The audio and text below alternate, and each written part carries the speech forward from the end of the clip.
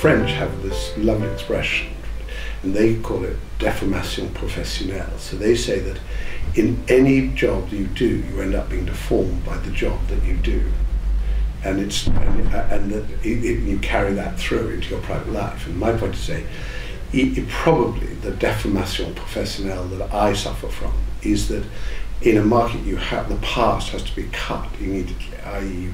you have to be very quick at changing your mind and getting on and saying, what is going to work? I can't be bothered with something that doesn't work. That makes you quite ruthless with things and with people sometimes, that you could handle much more gently, because they probably aren't going to change very much, but you find that you think, if you're not going to change, it's going to be very difficult for you, and should I hang around? Impatience. Not many of the virtues are left, actually. The motivation for what I do is it money? I don't, one's definitely got enough money not to worry the rest of one's career and life, but that's not a driver at all. And yet, actually,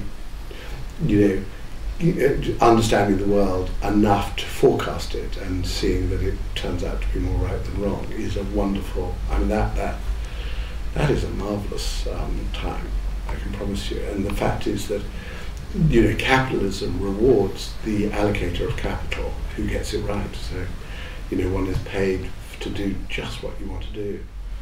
It's to find. We have a strange thing really where you could. Your generation, you can earn more money probably in Beijing as a 22-year-old than you can in London, certainly in terms of living standards. I.e. that there is this terrible thing that we're educating people, and then there's no jobs for people to come to. And it seems to me that again, we've just got to start being imaginative about what we do. And on the employment side, that's quite important. It's just building things a bit. We've definitely, there's too much regulation and there isn't enough enthusiasm.